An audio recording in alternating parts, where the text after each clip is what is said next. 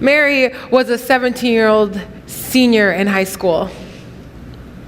She loved theater and poetry. She was funny and a good friend. Mary's one flaw was that she had a thing for bad boys, like greased back hair, a leather jacket with a comb in the pocket, and a hit song called Greased Lightning. And that is the wrong story. Matthew was honestly the first guy to really notice Mary, the first guy to give her attention, and the first guy to say the 3 words every teenage girl longs to hear from a boy. Backstreet's back, all right. No, he was the first guy to say the 3 words that every teenage girl longs to hear from a boy. I love you. Mary was artistic, got good grades. She could really be proud of her achievements. But as her relationship with bad boy Matthew continued, Mary began to change. She found herself fighting with her parents more and hanging out with friends less. Turns out that Matthew didn't like crowds, so he began to pull Mary away from the people that loved her the most. Ironically, antisocial Matthew had a group of his own, a gang. And soon, Mary would be introduced to excessive drinking, drugs, and gang violence. Mary's parents pleaded with her to let this lifestyle go, to let this guy go. And she thought about it, like, what if I do leave him? But every time she tried, Matthew would come back with, but baby, I love you, you know I love you, and you can't live without me, and if you leave me, I'll kill myself and it will be your fault. She was stuck. Matthew got angrier with time. His I love yous turned to verbal abuse. The gang violence became even more extreme. There was a night that Mary found herself sitting in the getaway car as a lookout while Matthew and his gang went into the house to beat up a guy. And then Matthew got Mary pregnant. She had no support system. Her friends didn't want to listen to who she had become. They didn't want to see her. She couldn't take it to her friends or her parents because they would remind her of her failures. So she took it to Matthew, who demanded an abortion. So Mary, now confused and terrified, drove herself to the abortion clinic while Matthew napped in the seat next to her. Graduation day came and Mary was done. She was going to leave Matthew. Matthew would call Mary, pleading with her to please come back to me. But his pleads turned to anger, and his anger turned to threats. And Mary knew the only thing that she could do was move away for college. So she did. She started a new life and began to love the new life she was living. One day, some friends of hers invited her to go to a party off campus. She went and she met a guy there. They kind of hit it off. He was funny, made her laugh, and that was a change. But then, after way too much to drink, Mary slept with him. Instant regret. And after a few weeks of waiting, she took a test that confirmed her biggest fear: pregnant.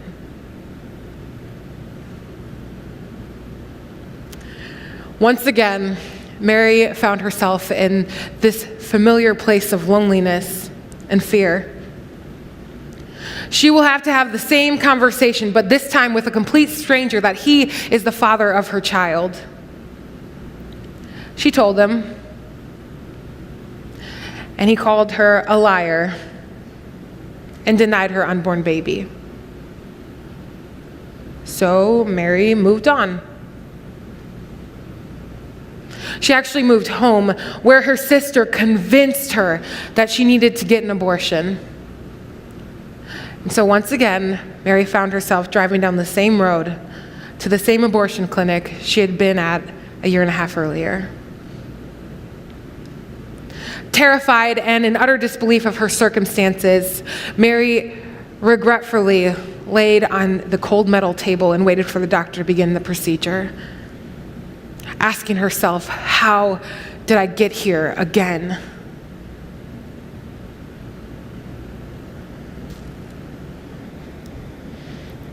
I'm sure we've all asked ourselves that question, right? How did I get here? How do I always find the slimiest guys or the craziest girls? How did I get here again? Why do I always end up in a job that I hate? What was I thinking? Or why did God allow this to happen to me? Why am I always taken advantage of? Why don't I deserve anything good? How do I always end up with people that hurt me? We're going to talk about that today. If you have siblings, you know that your parents have a favorite child. If you were unaware of this, that probably means that you're the favorite child. And if you just had that realization, you should probably keep it to yourself because those non-favorites are not very happy with you right now. So, there's this guy named Joseph in the Bible, and we come to his story as a teenager. Joseph has a lot of siblings. And depending on your age, you may be familiar with his family. From the 1998 hit musical starring Donny Osmond, Mom, this is for you, Joseph, an amazing Technicolor Dreamcoat.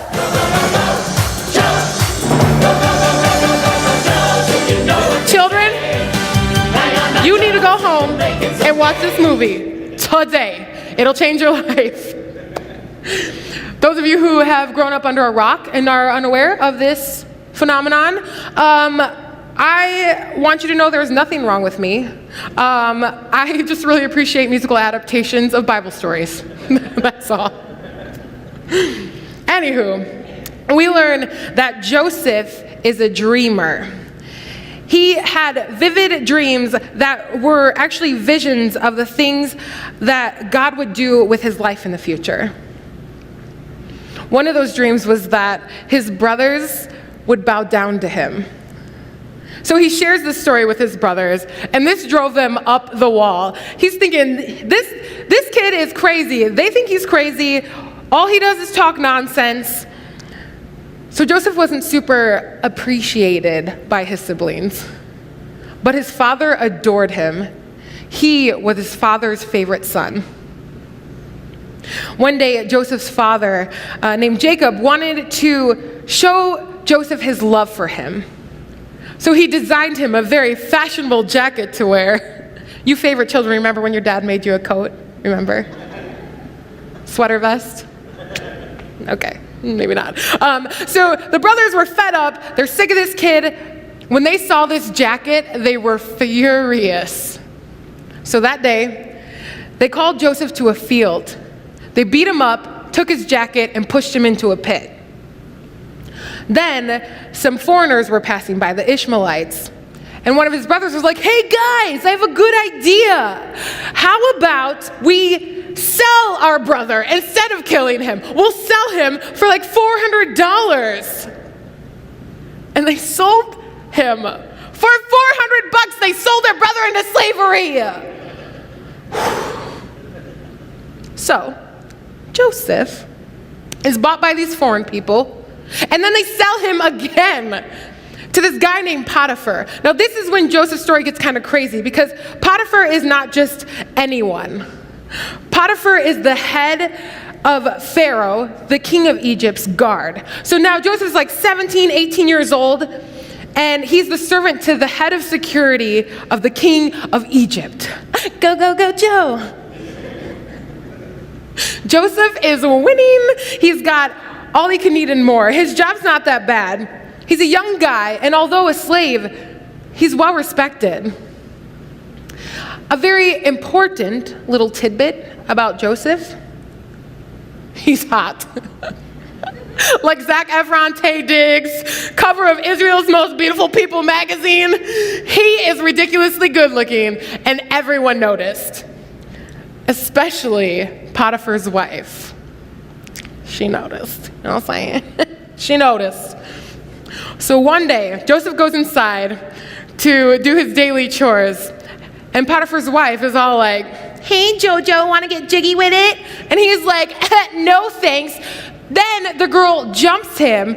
Joseph begins to run away, and she rips the coat right off of his back. Joseph doesn't care. He's gone. He's leaving it behind. But this upsets Potiphar's wife so much that she takes the jacket, brings it to her husband, Potiphar, and says, "Joseph tried to jump me."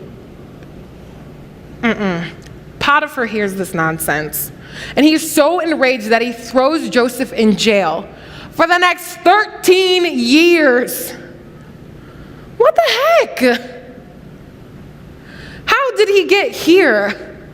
His family betrayed him, took away the one good thing he had, which was the love of his father. They sold him to bad guys who sold him to Potiphar, who had a sex-addicted wife whose embarrassment caused her to lie, and now he's here. Life taken from him. Incarcerated for the mistakes and careless actions of others. Joseph had every right to ask God, "How did I get here?" Joseph did everything right in his life, but he still got the short end of the stick. Maybe you've been there. Feel imprisoned by your circumstances. People who are supposed to love you have hurt you. You feel unheard by God or unseen by others. I've endured so much pain. I'm so broken. Maybe you feel unimportant or unnecessary. And you wonder, how did I get here? Or how did I get here again? Joseph's story didn't end there. Remember those annoying dreams he was telling his brothers about? Turns out Joseph actually had a gift for reading the meanings of dreams. Now, after 13 years, Egypt has a new Pharaoh, and this new guy is having some crazy dreams. So word got out to Pharaoh that there's this guy in prison named Joseph, and he is actually really good at reading dreams. So for the first time in 13 years, Joseph was called out of jail to meet with the Pharaoh. After that moment, Joseph's past no longer mattered. He ends up back on the royal team and eventually became Pharaoh's number 2, like the vice president of Egypt, fulfilling a dream he had had back when he was 17 years old. He helped rule Egypt. And in fact, there was a famine, and Joseph, after successfully interpreting Pharaoh's dream, creates a strategy to make sure that the people don't run out of food. Everything horrible that had happened throughout his life had led him to this position and saving the lives of a nation. The famine went far beyond Egypt. People came from all around to get food from Joseph. Then something really cool happens. Another one of Joseph's childhood dreams came true. We're going to pick it up in Genesis chapter 42. If you don't have an easy-to-read Bible, we give away Bibles for free back at the Velcro bar. You're welcome to one. Grab it, take it, run, bam, got it. But otherwise, we're going to put the verses up here on the screen for you. So Genesis 42, verse 6. Since Joseph was governor of all of Egypt and in charge of selling grain to the people, it was to him that his brothers came. When they arrived, they bowed before him with their faces to the ground. Joseph recognizes his brothers instantly, but he pretended to be a stranger and spoke harshly to them. "Where are you from?" he demanded. "From the land of Canaan," they replied. "We have come to buy food." Although Joseph recognized his brothers, they didn't recognize him. And he remembered the dreams he had had about them many years before. This is Joseph's chance for revenge. He's the second most powerful man in all the land. He has the power to end their lives, and he should, right? They took everything from him. the love of his father, his good life, his freedom. Genesis 50:20. This is how Joseph responds. You intended to harm me, but God intended it for good to accomplish what is now being done, the saving of many lives. In this series, we're looking at parts of the Bible that have a common theme. They're buts. There are all these verses that start with "but God." In those verses, we see that when God is involved, he can totally change our situation. We see in Joseph's story that God can bring good out of bad. Joseph's brothers, Potiphar's wife, they tried to hurt Joseph, but God intended it for good. But God had a better story and a greater destiny for Joseph in mind. And that's a really awesome story, right? Everything in Joseph's life looked as if God had abandoned him, as if there was no future for him or only suffering for him. If I were in Joseph's shoes, I probably would have given up. Maybe that's the place you're at. God, why am I still dealing with addiction? Why did I lose my child? Why were my parents abusive? Why did my dad leave? Why was school so hard? Why do I always struggle? Why don't I deserve happiness? Why did you abandon me? I started asking those stories very early in my life. At the age of 3, my grandfather began to inappropriately touch me. The abuse continued into my teens and spawned a lifetime of suffering the repercussions of sexual abuse. At age 8, I was introduced to pornography. At age 9, I could identify porn stars the way that most 9-year-old girls could identify a Disney princess. All this led to years of sex addiction, being used and abused by all kinds of men, and growing up to depend on the approval of men to feel any kind of self-worth. Outwardly, I was fine. I learned that humor was a great way to mask sadness. I was deeply unhappy, and I wanted nothing more than to be loved for me. I was obsessed and searching for this kind of love, and I did all kinds of regretful things to find it. I crossed any and every line that ever was. I didn't love myself or understand what love was. I believed I was worthless and the only thing I had to offer was my body. And when I got into my late teens, I found myself enduring the consequences of my mistakes, feeling as if God was punishing me for everything I had ever done in my life. I went to jail. I ruined relationships. I embarrassed my family. I no longer felt human, but worthless and unnecessary. I spent the following years trying to rebuild a resemblance of a life. But every day was a constant reminder of the mistakes I had made, reminded by the law that labeled me, reminded by the people that abandoned me. But God had something else in mind. I spent several painful years living in regret and shame, condemning myself for my mistakes, believing I was no longer good enough for good things. But through my brokenness, I kept my eyes on God. I continued to struggle through addiction and fear. I went back and forth on this belief that maybe my mistakes were too big for God. But I continued pursuing God.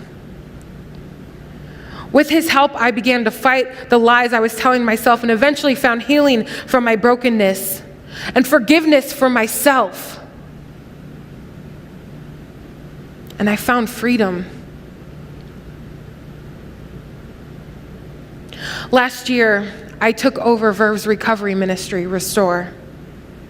Me, an abused, broken little girl who grew up engulfed in so many addictions, more than she could possibly count. Who became a woman who thought her past was too big for a future. A woman who believed that she would never find happiness or be married. Did it. I believed that I would never find freedom from my past. But God had something else in mind. And it was even greater than I could possibly imagine. God used my shame and emptiness that brought me to thoughts of ending my life as a way for me to relate and love people who are in the same place as I had once been. My past no longer defined me. Every horrible thing that happened throughout my life led me to this but God moment. What happened in your life? Where have you been hurt? Has someone abused you, lied about you, and ruined your name? Has your body betrayed you? Is your spouse no longer with you? Have you experienced loss? Did a coworker take credit for your idea? Did your parents step out on you? Your best friend abandoned you when you needed them the most? Did someone cheat on you? Did your kids stop talking to you? Genesis 50:20. You intended to harm me, but God intended it for good. Your abuser intended to harm you. Your addiction intended to harm you. Your regret intended to harm you. Your fear intended to harm you. Your pain intended to harm you. Your resentment intended to harm you. Your kids intended to harm you. Your loneliness intended to harm you. Your shame intended to harm you, but God intended it for good. Romans 8:28. And we know that God causes everything to work together for the good of those who love God and are called according to his purpose for them. Maybe you've worked through this, but maybe you're smack dab in the middle of the mess. You've experienced massive pain in your life. You want to make better choices, but horrible things have happened to you. Honestly, you're just wondering when you're going to get a break. You've had a lifetime of unfair moments and sucky circumstances, and you wonder how anything good could possibly come from it. That may be you. And you may be feeling like you're going to be stuck in this moment forever. Those things intend on continuing to harm you, but God can bring good out of them if you let him. One of the ways you can let him is by coming to Restore every Tuesday night. Restore is a faith-based 12-step recovery ministry for whatever it is you're going through. If you're stuck in the mistakes of your past, if you feel like you're just drowning in life, it's time to turn your mess into a message, your misery into a ministry. If you're struggling, if you're broken, come to Restore, and let's find freedom together. There is nothing too big or too small to be a part of this family. Take a chance on change and allow us to love you right where you're at. Come to Restore and grow into the life that God has for you. Remember Mary? She's literally laying on the table, waiting for the doctor to come in and begin the procedure at the abortion clinic. Waiting for the doctor to come in and take another one of her children's lives. The nurse walks in to begin the procedure, and suddenly something comes over Mary. A voice that says, "Get up!" Terrified, she decides to listen, but the nurse fights her, saying, "Ma'am, you're just afraid. The doctor will be right in. Get up!" "I have to leave," Mary says. The nurse grabs Mary's arm and begins to shake her to try to bring her back to reality. "Everything is set up and ready to go. You will do this today."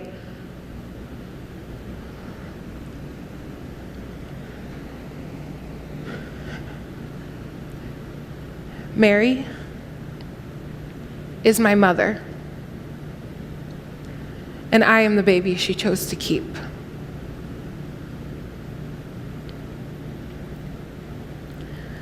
At age 21, she was a full-time working college student and now mother. Life was not easy for her. She struggled. She could have looked back on her circumstances. She could have looked back on her mistakes and be a victim of the abuse she endured. She could have given up. But God came into her life. But God came into her struggle, into her painful moment, into her darkness, and rescued her from it. My mom, Mary, now runs a clinic for unwed mothers and young couples that have been put into situations to choose whether or not to keep their babies. My mom counsels them and uses her story as a way to help save lives of unborn children and support the people who are where she once was. I couldn't be more proud to have her as my mother.